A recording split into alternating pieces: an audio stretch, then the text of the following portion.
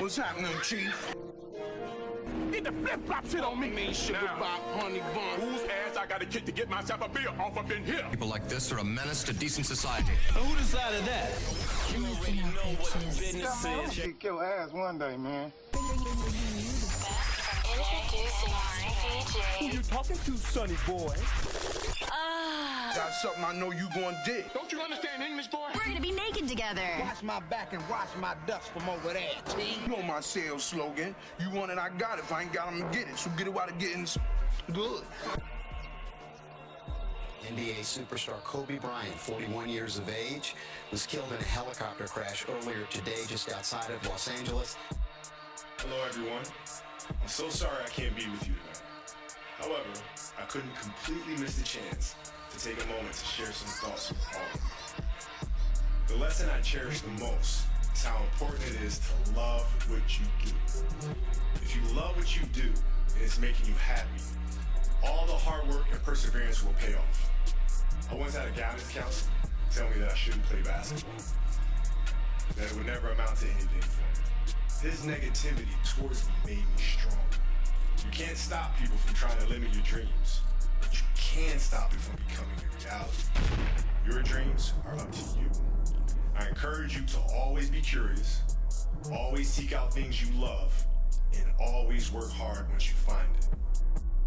My name is Kobe Bryant, 17 years old, and I've been lucky enough to live not only in different parts of the United States, but Europe as well. Unfortunately, because of lack of communication with my peers, I wasn't invited to parties or family gatherings on the weekend. So on Fridays and Saturdays, I would go in my rec room with my basketball and basically dribble myself to sleep. And I think that was the best thing that could have ever happened to me.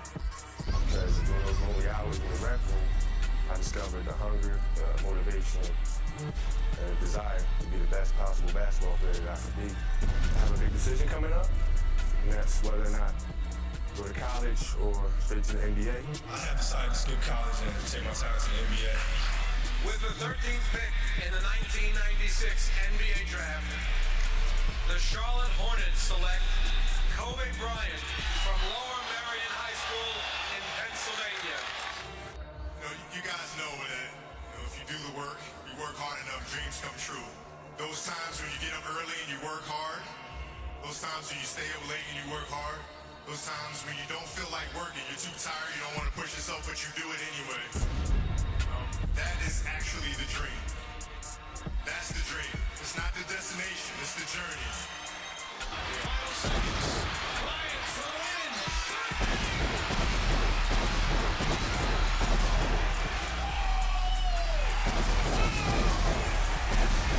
Running so low with the Liberty block. Kobe Bryant says, bring it at me. Back attack. 3 timeouts left. The Lakers have 2. Bryant. His shot.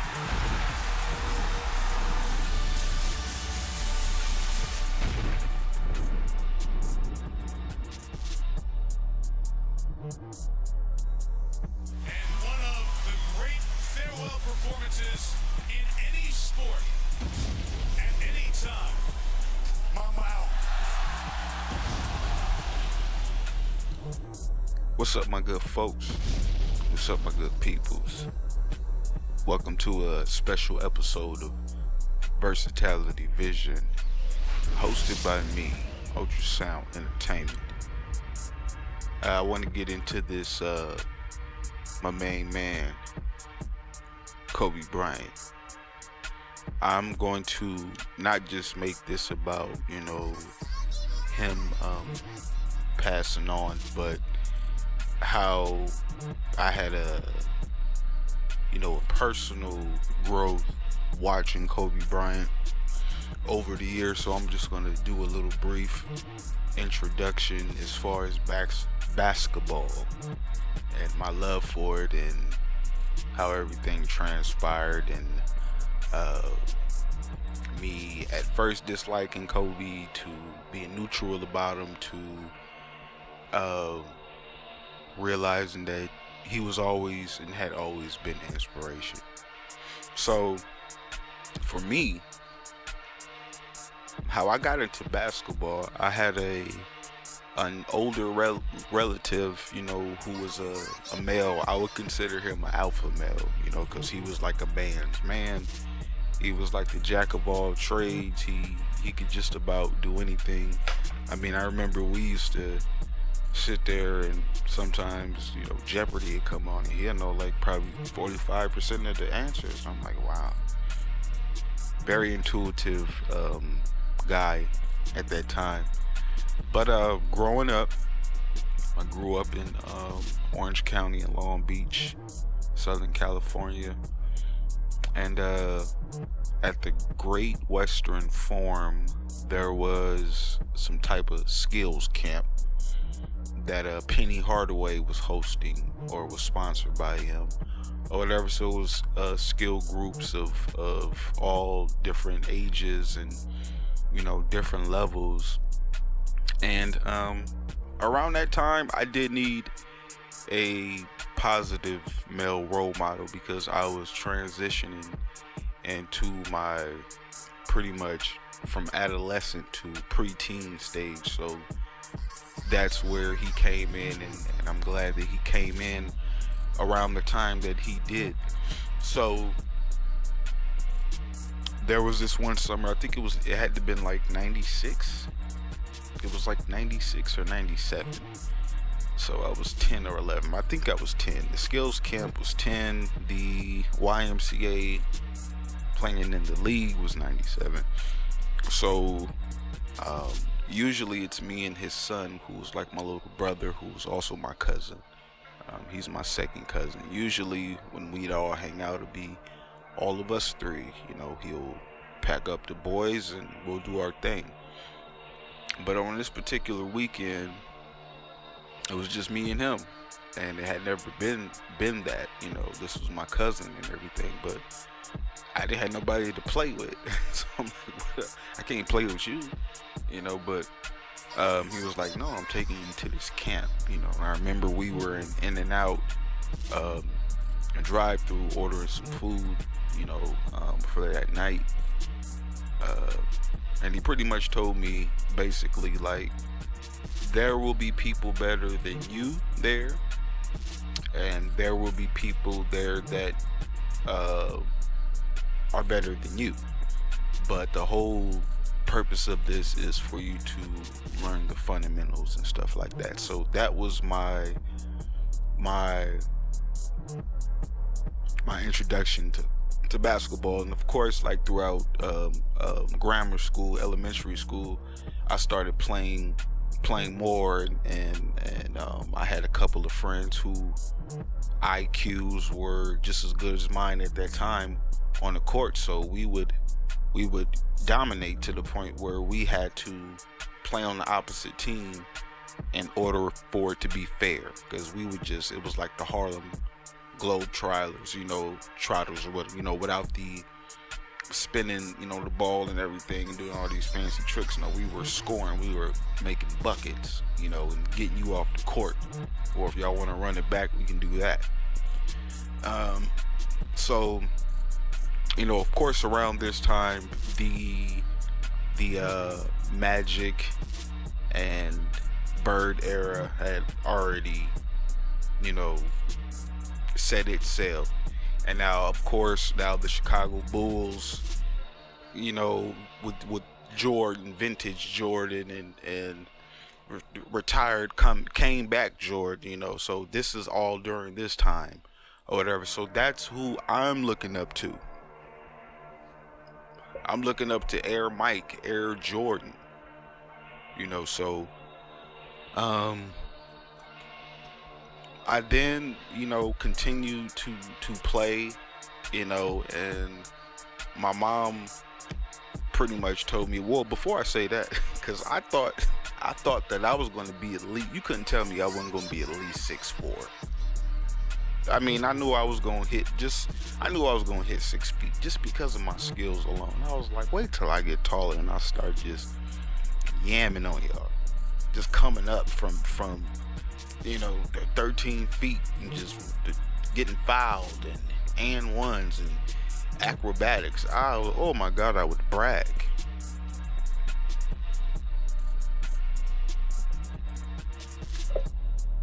So as soon as I hit like 13, you know, and this is all in the mid to late 90s or whatever, my mother realized after we had been playing in the YMCA league in Long Beach, we lost a couple of times and we were on the verge of winning our first championship, which would convert us into a traveling team later on, because that's how just my cousin knew how to put the pieces together, because I forgot to mention he was our coach. You know, my cousin was the head coach or whatever, you know, and people used to say, oh, y'all cheating. Y'all cheating because y'all got all y'all family on the same team, and we did. We had one girl, which was my sister, my little sister.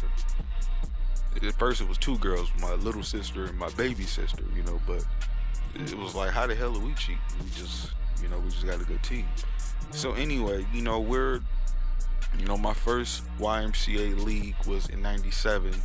So I played,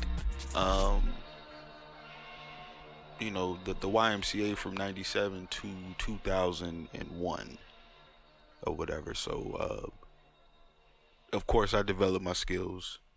I found my, you know, my jump shot. I found my sweet spots, you know, mid-range shooter, defensive player, you know. So I went through all of these things that a normal person who loves the game of basketball would develop these skills in. So another good thing to add is I was named after Dr. J. Julius Irving. So basketball to me was kind of inevitable of me picking up on it somehow. So we won our championship in 2001 because, as I said, we were very dominant in our positions, and we had all the pieces. We were pretty much looking like the Lakers in the 2000s. It was like we couldn't be beat. You could not beat us because we had all types of different avenues and boulevards and secret passages and detours that we can take you through, where it's like we're having the other team frustrated. It's like, we can't just play, just go out there and play, you know, just give it all you got, give it your effort or whatever. So after we won the championship, we converted into a traveling team, which we lost the first round because, you know, I was kind of like the X factor on the team, being the facilitator, which is a point guard, because I play the point guard position. That is my rightful position. Due to my structure and my size, I play the point guard position. Until determined otherwise. Like if it's a 6 feet and under league, then I could probably switch to the 2 or 3, you know. But so this one guy got in my head. You know, we were playing in Pasadena, and this one guy, I let him get into my head, and I fouled out, and we lost the first round. And they were easily to be beaten. All I had to do was just apply my street ball skills to organized basketball, and that would be fine.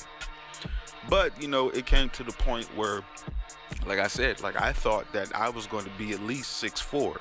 I knew I was going to break the barrier of 6 foot, and I was totally fine with that. My mom was like, it's not going down. You're not getting no taller than that. I was like, what? I ain't gonna stop growing until I'm 25. She was like, most, I think it's 18 or 21 where, you know, young men, you know, stop growing or something like that. She was like, I'm 5'6", your daddy probably like 5'10", 5'11". She was like, and you gonna be right there in the middle. I was like, God damn, so this is it? I mean, I got other theories. I think I stunted my growth. Like, I want to believe that I actually stunted my growth. And one example was I started lifting weights too early, and my cousin was like, just do push-ups. Don't lift weights or you'll stunt your growth. Also, I think I drank coffee because I used to love the smell of my mom's coffee. It smelled like a donut.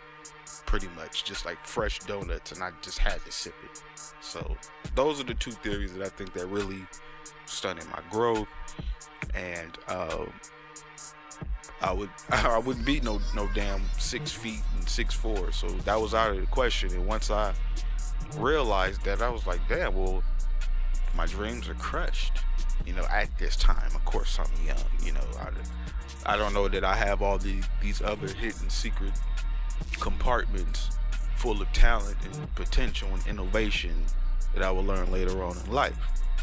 So after that, she was like, yes, since you're gonna be this size, you know, I mean, you can still play, you can still have the love for the game and everything like that, but as far as you playing professional, I mean, of course you can play in high school, but just think about that. Like, when you think about playing professional, you're going up against dudes who are 6'3", and my cousin would say the same thing. Like, and they're point guards. A 6'3" point guard versus, you know, the 5'8", 5'9". Oh no, they don't want me. And I would come to find that out later. Like, damn, I'm still a facilitator. I can score no points, but I can get the ball to the big man or wherever the ball needs to go. So anyway, so as far as the size, I kind of shifted off from Michael Jordan, even though I still enjoyed watching Jordan play. Jordan was 6'6", and I was like, well, I'm not even gonna be nowhere near that, so there's no reason for me to watch Jordan like that. Plus, he retired in '98, and in '98 I was 12, you know, so he graduated or retired. Now the new sensation that made big headlines, it was kind of a teeter-totter around this time. I think the class was 96, the class of 96. I think that's when Kobe and Iverson, like that whole 96 class of freshmen, like, you, wow. It ain't gonna never be nothing like that for some years, some decades, that class of 96. And there's plenty more, but I just remember that class of 96. So I didn't really pay attention to Mr. Allen Iverson from Bad News, Virginia. I didn't. Iverson started he just popped up. I wouldn't say out of nowhere, but my focus became on the little guys. So I went back to the Spud Webbs and the Isaiah Thomases and Earl Boykins and, you know, just the one guard position. But Allen Iverson was more relatable to me than anybody. I mean, just everything. He had the whole package. I mean, I would watch John Stockton, Steve Nash, Jason Kidd, and what's his name?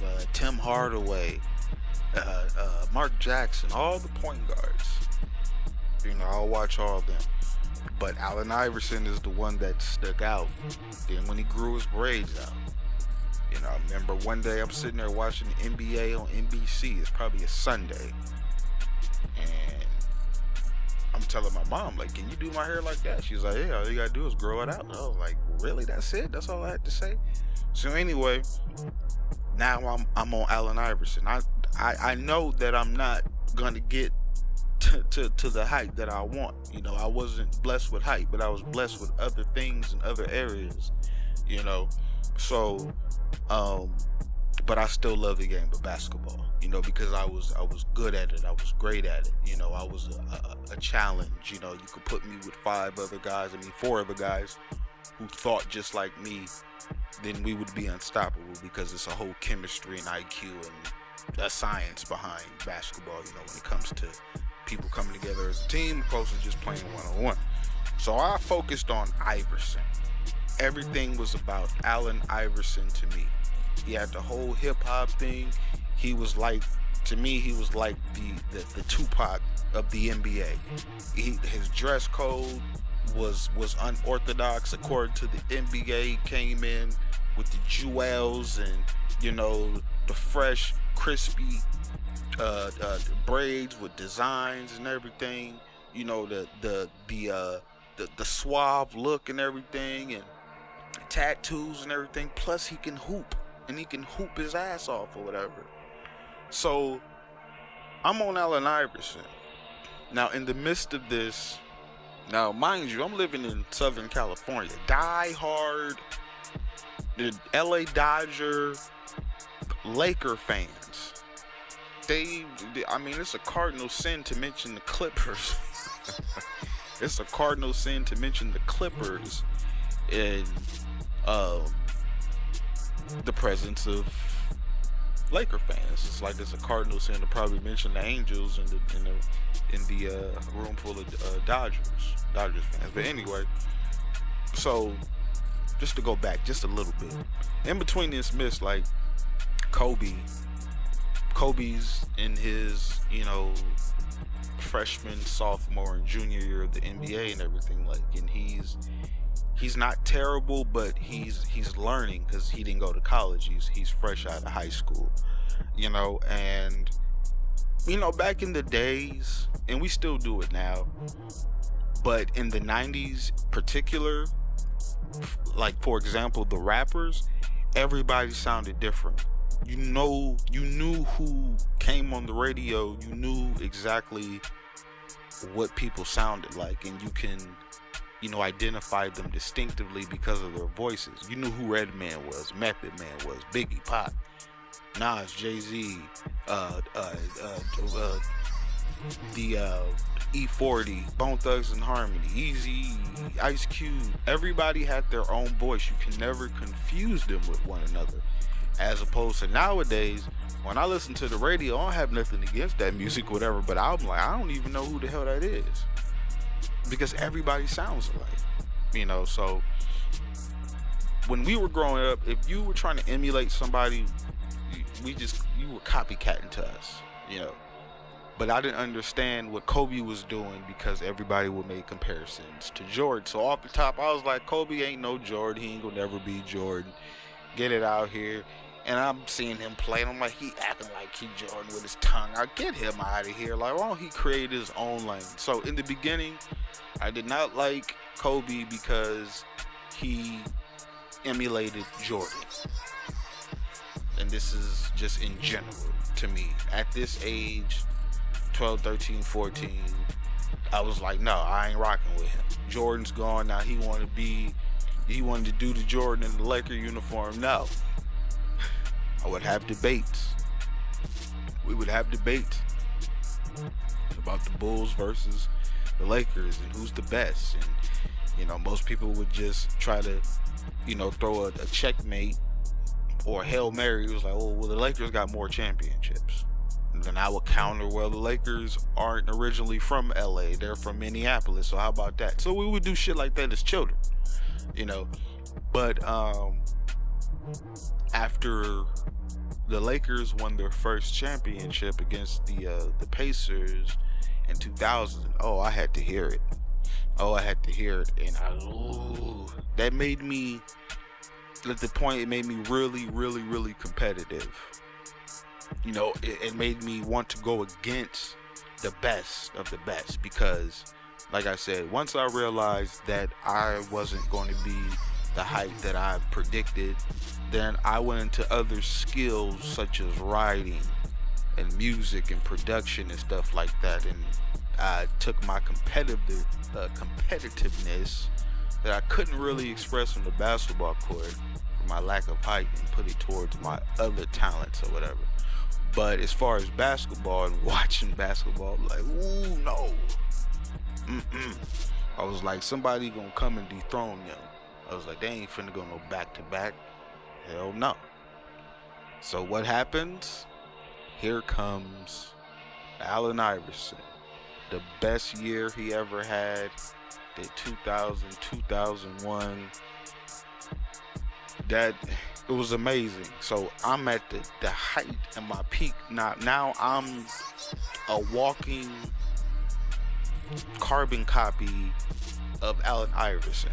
I'm walking around with the do-rags like Allen Iverson. I got the questions, I got the answers, I got my chain, I got my earrings. Don't got no tattoos, but I got my braids fresh. My mom done hooked me up and everything like that. I'm getting my mama customers and stuff like that because of the way she do mine. And I'm hooping on the regular. I'm hooping on the daily. You know, whether it's at school or at the park or, you know, after school before they kick us out and tell us to go home because can't nobody be on campus. I was dedicated like that. Plus, I was upgrading my IQ. So, 2001 finals come. The Lakers then swept everybody in the West. I mean, I'm just looking like, what the hell? I was like, are they scared of Shaq? Because everybody was scared of Shaq. And I was like, well, he the only reason they went in anyway. I was like, Kobe ain't no damn factor, but he would show up. Kobe would show up when he needed to. Then you had the nice, they got ex-Bulls on there. Ron Harper. They got Ron Harper on there. Come on now.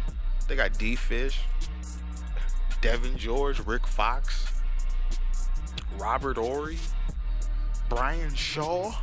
Come on now. These are seasoned veterans where they put the pieces together. Then you have an ex-Bulls coach and Phil Jackson over there. So I'm like, oh, y'all cheating.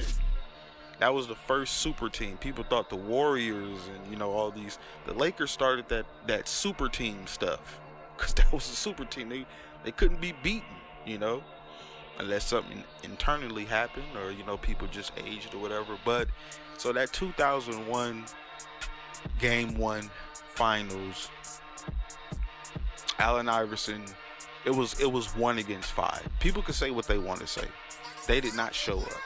Eric Snow, Mutombo, McKee, McGregor, whatever his name was, they didn't show up. You know, so I was just like, Iverson beat them. He beat the damn Avengers, the X-Men, the whatever you want to call them. He beat them single-handedly, and I was like, that solidified my position with Allen Iverson. Now, eventually, we all know that the Lakers will go to win, you know, the next 4 straight. You know, the next 4 straight just pummeled them or whatever, you know. But Allen Iverson didn't have no help. So, of course, Kobe would go on to win a 3-peat, you know, and then the split between him and Shaq happened, and we could tell like something was going on because I wanted to see the Lakers lose. I live in Southern California, which is predominantly Laker fans or whatever. So I always wanted to see them lose or whatever. And I was glad when they lost, when they started losing, because I got to brag and this and that, whatever. But I never understood us as people. Our psychology was like, when certain people are at the top for so long, why do we like to see them lose? Why do we do that as people? That's always been something I always wondered. Is a part of our human nature. What is it? Is it animalistic? Is this primitive? Why do we think like this? Where it's like, oh, that person's at the top, I want to see them lose. And this is where I think the crabs in the barrel thing happens or whatever. But yeah, they lost to Detroit that year with Shaq and everything. Detroit beat them. I think there was a year that San Antonio beat him, knocked him out in the playoffs. I think Shaq was gone by then, you know. Then here comes the allegations from Colorado, you know, with him and his girl. And then now it's like, whoa. So now around this time, it's probably my junior year in high school. You know, I'm playing ball in high school and everything like that. But when I heard that, I was like, I didn't seen this before. Via Mike Tyson and via Tupac Shakur. I'm like, it just doesn't seem right. You know, what the hell, Kobe? You know, what are you gonna take some cooch for? Why? For what? What reason? But anyway, so I found a soft spot. That was my first time finding a soft spot in Kobe Bryant, because I knew he was accused of some stuff that he didn't do, but it's always a stigma. People don't understand that when it comes to allegations like that, people don't understand that all somebody has to do is say it. It doesn't have to be true. All they have to do is say it. Like I always tell people, I grew up knowing that the worst thing you can say about a black man is that he tried to touch a child or tried to rape a woman. And then when that does not work, then they just want to write him off as being bisexual or gay. So I understood that, and you know, I was like, I knew he ain't do nothing or whatever, but then he was put on blast in front of the world, and you know, infidelity and stuff like that. He cheated on his wife Vanessa, didn't have children and stuff like that, you know. So I'm maturing at the same time. Kobe's maturing, I'm maturing. You know, I'm looking at things in a different way, a different perspective. I'm broadening, you know, my circumference of awareness and things like that. And I'm still hooping. You know, probably about this time I done graduated. You know, the Lakers are trying to rebuild at this time. You know, and I'm still watching Kobe because Kobe is still Kobe. You know, he is still he is Mr. Showtime now. You know, it was you know, Bird and Magic. You know, then it was just that era came, and then there was the Jordan and the Pistons and Jordan and the New York Knicks rival. Then I don't think the Lakers really ever had any repeat rivals or whatever, because you know, they started switching teams up like that. But they were rebuilding at that time, you know. And around this time, I think I had moved back to where I was born, which was a part in Illinois, to take care of my grandmother for a while after her knee replacement therapy and surgery and everything like that. So still kind of fanatic. I'm shifting away from being a fanatic to just loving the game, meaning that I don't even have a favorite team anymore at the end of the day. I don't care who wins. I just love the game of basketball and the guys that come in. So, you know, there's a new era that came in or whatever with the Carmelo Anthony's and LeBron James, you know, Kevin Durant, Russell Westbrook, James Harden. All these guys are coming in now, you know, that they're starting up the Rajon Rondos and everything like that. So, of course, they lost against Boston that one year, and I was like, yes, Kobe goes down again. But I think Kobe got he only got 3 at this time. Yeah, he only got 3, because I was like, see, the only reason he was winning because Shaq was there. That was it. Discussion over. You know, he needed help. You know, but it's always been subjective or whatever, and I would find that out later. So it's that year that Kobe won without Shaq. But I still had my excuses. This made it 4, I think. He won 3 with Shaq and then 2 without him. But so then I'm starting to question, you know, why have I been hating on Kobe all these years? You know, he became the captain. You know, Phil was still there. I think around this time, him and Phil were kind of not really seeing eye to eye or whatever. But Phil was there still, you know, throughout that time. And I seen his maturity, and I was like, you know what? I was like, they got it that year. I think that was against the Magic. I forgot. But Kobe surrounded himself around people with high IQs, because you had to, in order to beat the Spurs, you couldn't just have these finesse players. You had to have players with IQs or whatever. So there were times where the Lakers, you know, and Kobe knew how to beat the San Antonio Spurs and the Phoenix Suns and them Utah Jazzes, you know, the Blazers and all them powerhouse Western Conference teams, you know, who can emerge just out of a second. They make a trade and bam, now they up there as this seed or that seed or whatever. But so I started to respect Kobe. And then when he won his fifth championship, and I was like, at this time, of course, I'm in my mid 20s and, you know, or almost late 20s, and I'm like, Kobe is good in my book. He's up there. Yes, he's up there with Jordan. He's up there. He's made his mark in history. 5, and then I was pushing for him to go for 6. I wanted him at this point in my life to be tied with Jordan. I wanted to see him get 6 championships. And then what happens to the great of us? Father Time takes over. I used to always say, because now I'm paying attention to Kobe. Now, I remember I lost one of my homeboys who I thought was a good friend. Like, he blocked me on Facebook at the time and everything just because I was bragging that the Lakers lost. He's one of those diehard Laker fans. Anyway, so, you know, even when I'm in Illinois, I'm still going out to every different type of basketball court trying to find pickup games because I love the game of basketball. I am now a coach myself, a coach and a player. I can now coach five children, 5 teenagers, 5 adults.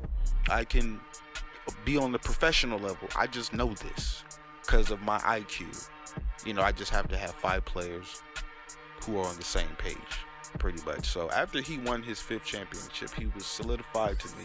Started paying attention to him, listening to him more, because it's like a lot of people, they don't be in the camera a lot in the beginning of their careers, because there was a lot of people who I'm not going to mention or whatever. But I was like, it's something about that person I don't really like. Until these platforms started developing over time on social media, where these artists in particular or certain athletes would be able to talk, and I'm like, that person is actually cool. Kind of like Matt Barnes. Like Matt Barnes, you know, I used to just think, I look at him and be like, duh.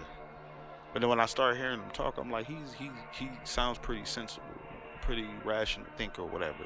So that's why I started thinking about Kobe. You know, then fast forward, like I said, then Father Time takes over. He out there 30-something years old wearing hooping in low tops. What are you doing? You're finna roll your ankle. I don't know why Kobe didn't stick to high tops. I don't get it. You know, but of course he tore his Achilles, and that let him out. And you know, he was just on the sideline from. I'm like, dang man, we getting old. I'm like, look at Kobe. Kobe's still playing and everything on the sideline. Hey, get your ass over there. What you doing? Pick your ass up, pick up on defense. You got to get that. You got to make that easy bucket. You know, so I didn't grow up with Kobe. I no longer feel the way that I felt about him when I was younger, because I didn't understand. You know. Then comes his retirement. Kobe retires. I was like, damn, we were really getting old. Kobe done retired. Kobe Bryant is no longer playing basketball. So I'm like, who am I going to watch now? Most people are into LeBron. Now, remember, LeBron is around my age. I think he's a class of 03. I'm a class of 04. So if I was like 6'3", 6'4", I'd have been out there with LeBron. And it'd been me, Melo, and LeBron and on them damn covers and Slam magazines and everything, because I definitely would have been out there. I would have made sure, because I am not injury prone whatsoever. But anyway, so he retires, and I'm just like, wow. And I paid tribute to him like that, and wrote this long message. I'm gonna probably find it and post it one day or whatever, but I wrote a long message to him, pretty much what I'm saying to y'all right now, but in my own personal way or whatever.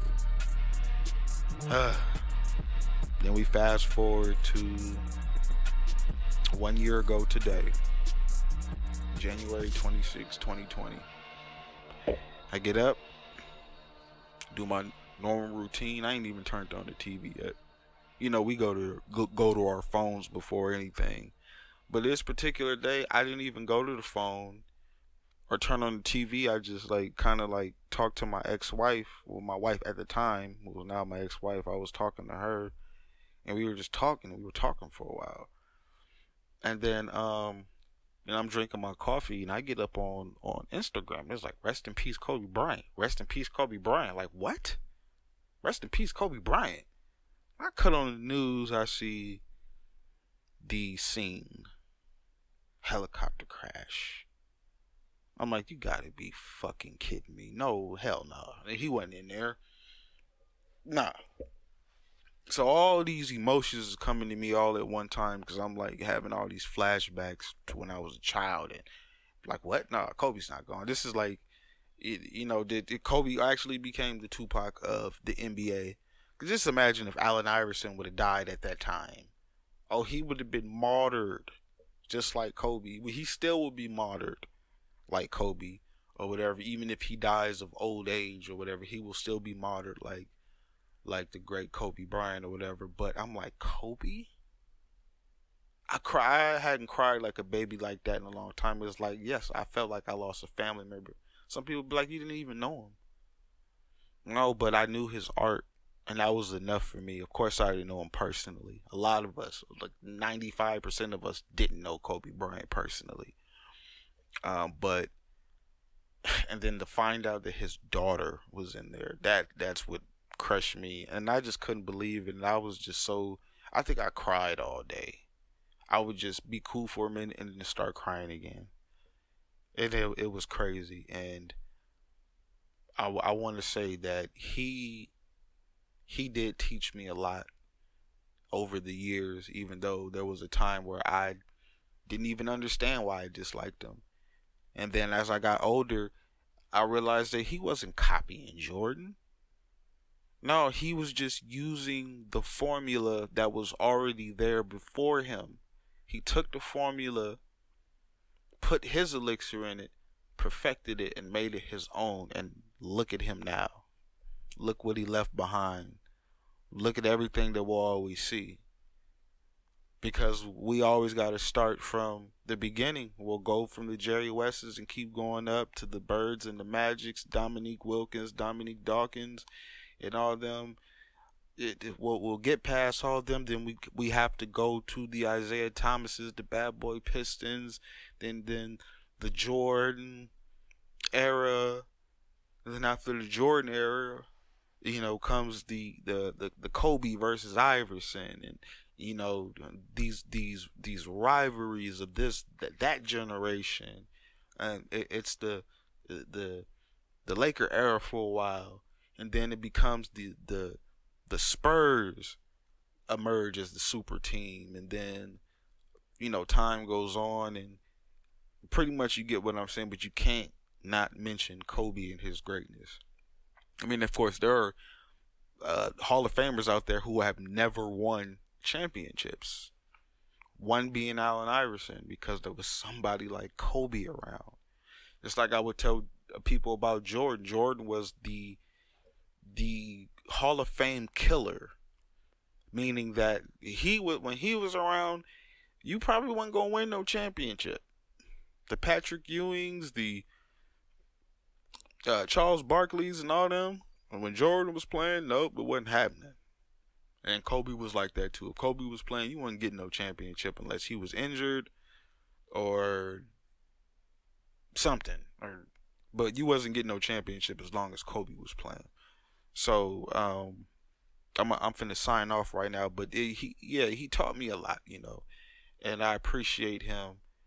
And I hope that there's more people like us out there who are in the making, or who are already out there who have not been discovered yet, who emulate something like him, because we all need somebody like that around us, to remind us about certain things. So this has been my little tribute to Mr. Kobe Bryant, resting in paradise, transcended, transformed, and everything, to pure energy or whatever. And I hope he continues to inspire people even after his passing. And I hope you guys appreciated this. I'll catch y'all on the next one. Peace.